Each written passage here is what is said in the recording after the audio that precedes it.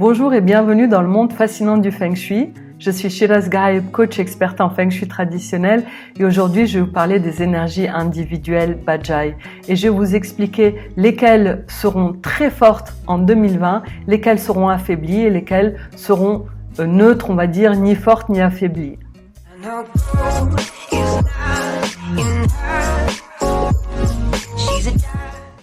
En fait, ce qu'il faut savoir, c'est que chaque année est reliée à un élément parmi les 5 éléments Feng Shui qui sont la terre, le métal, le bois, le feu et l'eau. Donc, à partir de là, on a une énergie qui est installée pendant l'année 2020 et on va regarder les interactions entre l'énergie de l'année et les énergies des différentes énergies individuelles qui elles-mêmes sont reliées à un élément parmi les 5. Alors, quelles sont les énergies fortes en 2020? Il s'agit de l'énergie Shengqi, de l'énergie Fouet et de l'énergie Liusha. Shengqi apporte réussite dans tous les domaines, vitalité, prospérité, abondance. Fouet apporte la sérénité, la paix intérieure et la clarté d'esprit. Et Liusha favorise les problèmes de couple, voire de séparation, favorise aussi les pertes financières et les problèmes de santé. Donc le fait que ces énergies soient particulièrement puissantes en 2020 signifie que tout d'abord, il est impératif d'éviter au maximum l'énergie Liusha qui est néfaste. Et puis si vous souhaitez apporter plus de réussite, plus d'abondance dans votre vie ou plus de sérénité, de paix intérieure, eh bien 2020 est une bonne année qui va soutenir énergétiquement vos objectifs. Quelles sont les énergies qui sont affaiblies en 2020?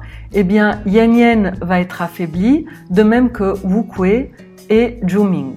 Yan Yan est l'énergie des bonnes relations, c'est l'énergie qu'on recommande lorsqu'on souhaite rencontrer quelqu'un, trouver l'amour. Donc l'énergie Yan Yan est affaiblie cette année. Ça ne veut pas dire qu'on ne peut pas l'activer, on peut l'activer, mais peut-être que les résultats seront un petit peu plus lents que les autres années où elle était peut-être neutre ou renforcée. En revanche, la bonne nouvelle, c'est que Wu Kuei, l'énergie du râleur, et Zhuming, l'énergie la plus néfaste de toutes les énergies individuelles, sont affaiblies en 2020. Ça veut dire que peut-être on va moins en ressentir les effets si elles sont naturellement actives dans notre maison. Et puis, il existe 2 énergies qui ne sont ni renforcées ni affaiblies. Il s'agit de Tianyi, soutien à la santé et soutien des autres, et Hohai, les petits soucis récurrents. Donc ces 2 énergies-là sont naturellement actives, c'est-à-dire ni renforcées ni affaiblies. Donc à la lumière de tout cela, je vous invite à prendre le temps de réfléchir sur vos objectifs 2020 et de poser vos intentions pour cette nouvelle année. Alors, qu'est-ce que vous souhaitez activer? Qu'est-ce que vous souhaitez apporter comme modification chez vous? Peut-être que vous allez changer la direction de votre lit, peut-être que vous allez changer la direction de votre bureau, ou peut-être même que vous allez changer d'utilisation de porte d'entrée si vous avez plusieurs possibilités d'entrée. Un point de vigilance toutefois que je souhaiterais poser ici, c'est qu'en fait, chaque année, il existe des directions qui sont néfastes. Et en 2020, les 2 directions néfastes sont le nord pur et le sud pur. C'est-à-dire que si vous avez une direction de bureau ou une direction d'assise qui est dirigée vers le nord pur ou le sud pur, alors je rappelle que le nord pur c'est 0 degré plus ou moins 10 degrés on va dire, et le sud pur c'est 180 degrés plus ou moins 10 degrés. Donc vous allez éviter ces 2 directions-là pour éviter d'activer des énergies néfastes en 2020. En 2021, vous pourrez reprendre ces directions-là, mais en 2020, il vaut mieux les éviter.